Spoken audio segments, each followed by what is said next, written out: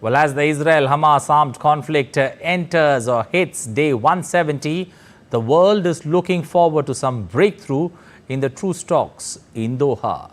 The Qatar-hosted indirect talks between Israel and Hamas seem to be at a difficult stage amid significant differences over certain issues.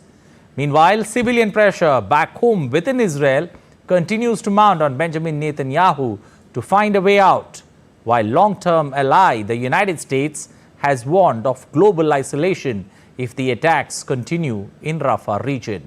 Mihir Makuri has the latest as the conflict is all set to hit the half-year mark.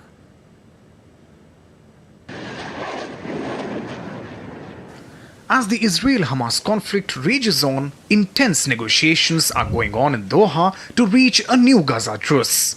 Israeli officials led by Mossad chief are in talks with Hamas, mediated by CIA director and Qatari and Egyptian officials. However, a deadlock continues due to significant gaps in the prisoner-to-hostage ratio. Israel is willing to suspend its offensive for 6 weeks for 40 hostages, but Hamas is demanding more concessions. Meanwhile, civilian pressure is mounting on Israel's Netanyahu government to strike a deal with Hamas and secure the release of hostages held in Gaza. I'm here tonight, like every Saturday night, to speak in the loudest voice I can for my brother who's been a hostage 169 days in Gaza, speaking to the government to move forward on the deal. Everyone is in Qatar. It's time to close the deal.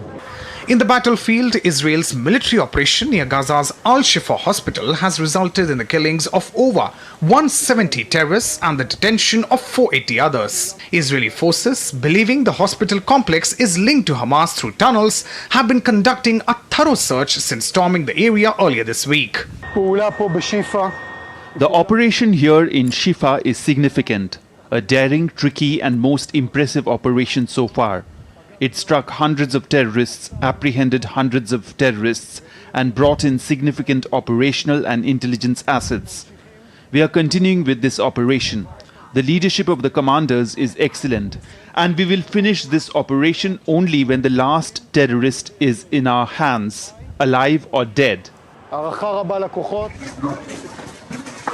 Sunday also saw Israeli forces airstriking Rafah in its continued operations against Hamas.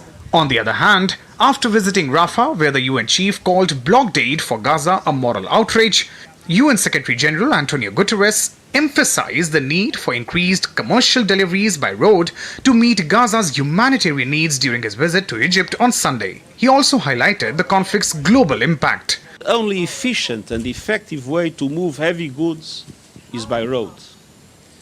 It requires an exponential increase in commercial goods. And I repeat, it requires an immediate humanitarian ceasefire. On the Lebanese front, the Israeli army conducted an air raid on Baalbek, Hezbollah's stronghold in eastern Lebanon. As per the Israeli army, the strike targeted a manufacturing site containing weapons belonging to Hezbollah. The latest chapter to a decades-old conflict began after Hamas launched an unprecedented assault on Israel on the 7th of October last year, with hundreds of gunmen infiltrating communities near the Gaza Strip.